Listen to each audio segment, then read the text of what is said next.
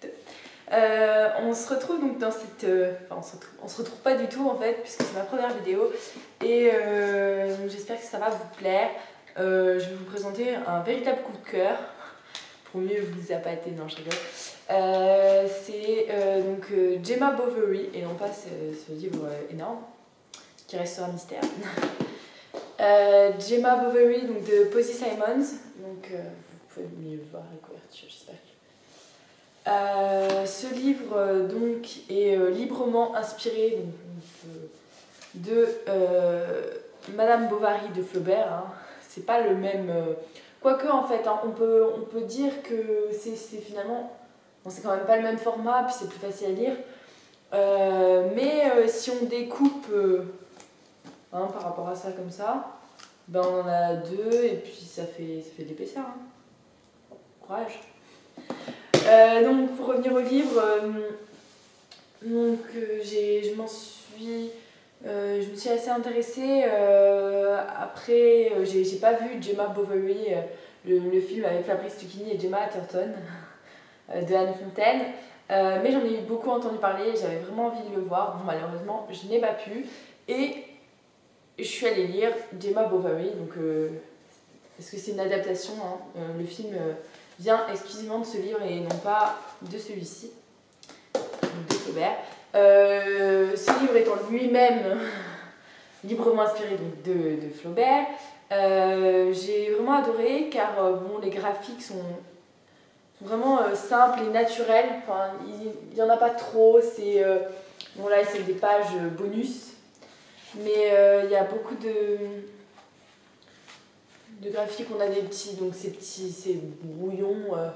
Le début, ses débuts. Puis après, on rentre dans le livre avec une belle narration, des images.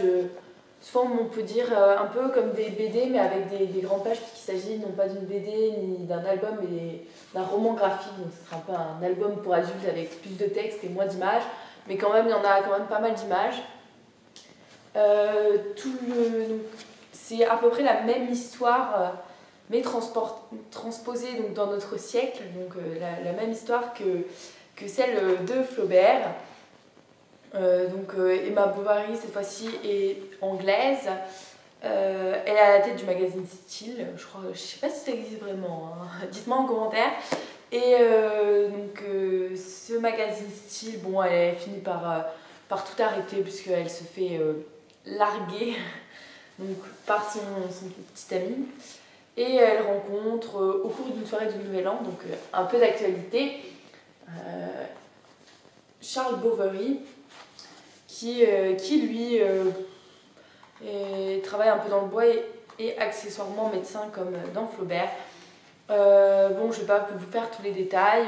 Elle finit par emménager en Normandie et où elle s'ennuie à mourir. Et elle finit par tromper Charlie avec n'importe qui. Elle finit aussi par s'endetter, donc à force de chercher des splendides toilettes pour plaire à ses amants. Et donc peu à peu, c'est la chute libre. Jusqu'à sa mort, que je ne vous dévoilerai pas, à vous de lire, parce que c'est aussi pour ça que je vous présente ce genre de livre. Et donc voilà, il m'a beaucoup plu, c'est facile à lire. Moi j'ai lu d'un seul coup parce que ça m'a vraiment inspirée. Tout de suite je me suis dit oui, c'est ça qu'il me faut. J'ai commencé à lire, j'ai dit oh non, je peux pas. Bon, c'est pas un truc de science-fiction ou à couper le souffle, mais c'est assez drôle. Bon, rien n'empêche de lire Flaubert, comme ça vous faites la comparaison. Mais bon, 500 pages, c'est quand même pas mal. Au lecteur appliqué. Et bon, bah, je pense que j'ai tout dit sur Gemma Bovary. À vous de le découvrir. Et à la semaine prochaine, ou pas, pour découvrir un autre livre. Et donc, cette chronique prend fin. Et je vous fais de gros bisous.